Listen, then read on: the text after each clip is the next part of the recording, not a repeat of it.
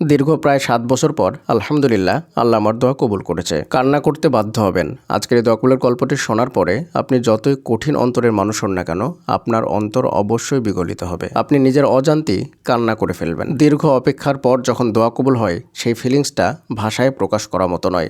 যার দোয়া কবুল হয় সেই ব্যক্তি সেটা বুঝতে পারে। তখন হয়তো আপনিও ভেজা দুটো চোখ নিয়ে আকাশের দিকে তাকিয়ে বলবেন, ইয়া রব, আপনার কাছে চেয়ে কখনো নিরাশ হয়নি। অসাধারণ একটি দোয়া কবুলের গল্প। চলুন গল্পটি শুরু করা যাক। আপনিও চাইলে আপনার বাস্তব জীবনে দোয়া কবুলের গল্পগুলো আমাদের সঙ্গে শেয়ার করতে পারেন। আমাদের চ্যানেলে প্রচার করা হবে। আমরা আপনাদের মতোই বাস্তব মানুষের জীবনে দোয়া কবুলের গল্পগুলো আপনাদের সঙ্গে শেয়ার করে থাকি। দোয়া কবুলের গল্প পাঠানোর জন্য আমাদের ইমেল আইডি ব্যবহার করবেন। আমাদের ইমেল আইডি হলো khalidhasan6695@gmail.com। এটা আমরা ডেসক্রিপশনেও লিখে দিচ্ছি। গল্পের শুরুতে তিনি লিখেছেন, আমরা শুরু থেকেই বাচ্চার জন্য চেষ্টা করতেছি, হচ্ছে না। অনেক ডাক্তার দেখালাম, সবাই আমার এত সমস্যা বলে যে মনে হয় আমি মা হতেই পারবো না জীবনে। আমার হাজব্যান্ড প্রবাসী, 2 বছর পর পর দেশে আসে, তো আমাদের বাচ্চা হয় না বলে একেবারেই চলে আসছিল। বিয়ের 3 বছর পর এসে প্রায় 11 মাস দেশে থেকে গেছে। বিভিন্ন ডাক্তার দেখালাম, সবাই নিরাশ করে দিচ্ছে। তারপর সে আবারও 11 মাস পর বিদেশ চলে যায় নতুন ভিসায়। সে যাওয়ার পর একদমই ভেঙে পড়ি, সিদ্ধান্ত নেই আমি আর সংসার করব না। এই বলে বাড়িতে চলে যায়। তারপর সে আমাকে অনেক কষ্টে তার বাড়িতে আনে। তারপর থেকে আমার মধ্যে একটা পরিবর্তন আসে। আমার হাজব্যান্ড দেশে আসার 1 বছর আগে থেকে আমি একটা সূরার দেখা পাই। এই সূরা আমি আগে কখনো পড়ছি বলে মনে হয় না।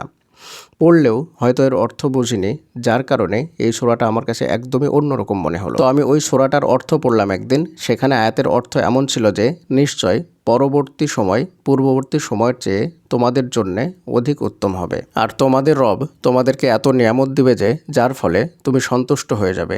সূরা দোহা। এই সূরাটি আমার কাছে এত ভালো লাগলো যে এই সূরাটিকে আমি সঙ্গী করে নিলাম।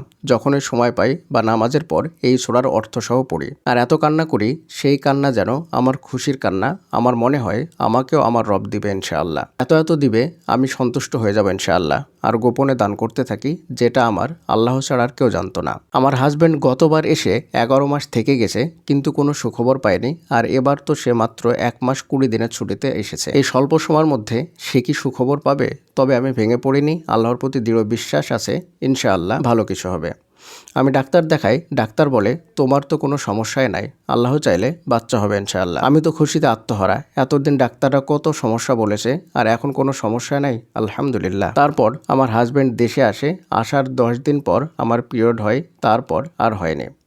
পরের মাসে কনসিভ করে আলহামদুলিল্লাহ। সে যাওয়ার আগে ডাক্তারের কাছে নিয়ে যায়। বাচ্চার হার্টবিটও আসে আলহামদুলিল্লাহ। এখন আমার 7 মাস রানিং। সবাই আমার জন্য দোয়া করবেন, আল্লাহ যেন আমার এই জার্নিটা সহজ ও শান্তিপূর্ণ করে দেয়, আমিন। দীর্ঘ প্রায় 7 বছর পর আলহামদুলিল্লাহ আল্লাহ কবুল করেছে আমার দোয়া। প্রিয় দিনী ভাই এবং বোনেরা, দোয়া কবুলের গল্পটি আপনারা নিজে কানেই শুনলেন।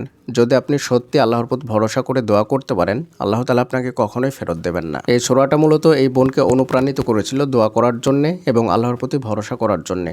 আর এই অনুপ্রাণিত হওয়ার কারণে তার পুরো জীবনটাই পরিবর্তন হয়ে গেল। আপনারাও চাইলে এই সূরাটির অর্থ পড়তে পারেন। এর অর্থ পড়লে ইনশাআল্লাহ আপনারাও অনুপ্রাণিত হবেন দোয়া করার প্রতি এবং আল্লাহ তাআলার রহমতের প্রতি।